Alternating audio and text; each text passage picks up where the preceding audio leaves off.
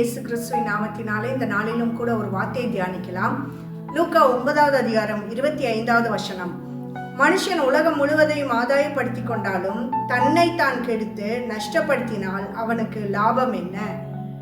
இந்த வார்த்தையில் அழகாக சொல்லப்படுதுங்க. நம்ம உலகத்துல என்ன பொருளை சம்பாதிச்சாலும் எதை பெற்றுக்கொண்டாலும் நம்மளுடைய ஆத்மா நஷ்டப்படாதபடிக்கு நாம் ஒவ்வொரு நாளும் கர்த்தருக்கு பயந்து வாழ்கிறவர்களாக காணப்படணும்னு சொல்லி ஒரு சமயம் பார்த்தீங்கன்னா ஒரு தீவிரவாத கும்பல் கிறிஸ்தவர்களை அநேகரை பிடித்து நீங்கள் ஆண்டவரை மறுதளிக்கணும், ஆண்டவரை நீங்கள் ஆராதிக்க கூடாது, அவருடைய நாமத்தை நீங்கள் மறுதளிச்சிங்கன்னா தான் உங்களை உயிரோட வைப்பேன்னு சொல்லி அநேகரை பிடித்து அவர்கள் மிரட்டுனாங்களாம்.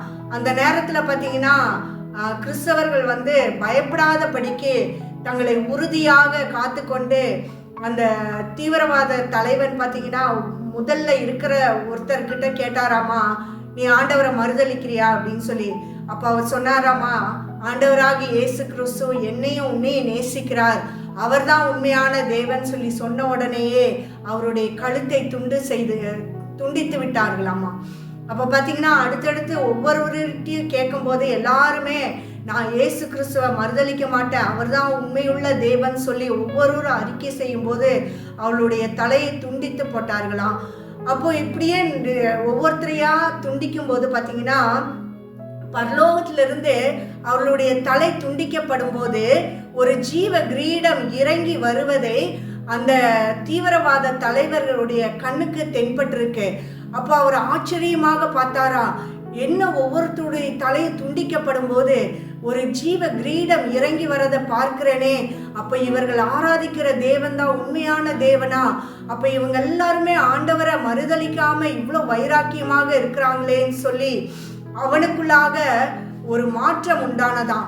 அப்போ கடைசியா நின்றதான கிறிஸ்தவ நபருக்குள்ளாக பயம், கலக்கம், மரண பயம் உண்டான உடனே அவருக்குள்ளாக நினைச்சிருக்கிறாரு, நான் ஆண்டவரை மறுதளிச்சலாமா, ஜீவனை நம்ம பாதுகாத்துக்கலாமான்னு சொல்லி அவருக்குள்ளாக ஒரு எண்ணம் வரும்போது இந்த தீவிரவாத தலைவனுடைய கண்கள்ல அந்த ஜீவ கிரீடம் மேலே ஏறுவதும் கீழே இறங்குவதுமாக தென்பட்டதாம்.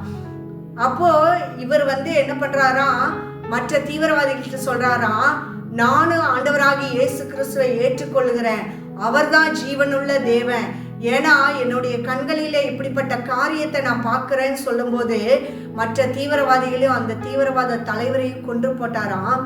கடைசியா நின்றதான அந்த நபர் பார்த்தீங்கன்னா தன்னுடைய ஜீவனை இழந்து போயிட்டார். ஆண்டவருக்காக அவரால் வைராக்கியமாக நிற்க முடியல. இப்படிப்பட்டதான நெருக்கமான சூழ்நிலைகள் வரும்போது நீங்களும் நானும் ஆண்டவரை அறிக்கை பண்றோமா? வேலை செய்கிற இடத்துல, மற்ற ஜனங்கள் மத்தியில, சமுதாயத்துல ஜீவனுள்ள தேவன் இயேசு கிறிஸ்து தான் சொல்லி அறிக்கை பண்றதுல நாம வைராக்கியமா இருக்கிறோமா?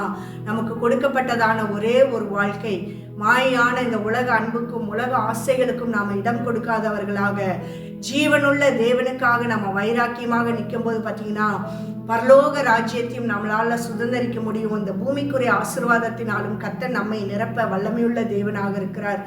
அதனால நம்ம உலகத்தை ஆதாயப்படுத்தாதவர்களாக நம்மளுடைய ஜீவனை ஆயத்தப்படுத்த இந்த நாளிலே கர்த்தர் நம்மோடு பேசியிருக்கிறார். இந்த வார்த்தைக்கு நேராக நம்மளை அர்ப்பணித்து ஜெபிக்கலாமா? கிருபையுள்ள தகப்பனே, நன்றியோடு துதிக்கிறோம் ராஜா, ஸ்தோத்தரிக்கிறோம். பரிசுத்தமுள்ள தேவன், இந்த நாளிலே எங்களுக்கு ஆண்டவரே அப்பா, தன் ஜீவனை ரட்சிக்க விரும்புகிறவன் அதை பெற்றுக்கொள்ளுவான், அதை இழந்து போக மாட்டான்னு சொல்லி நீங்க சொல்லியிருக்கீங்களே ஆண்டவரே.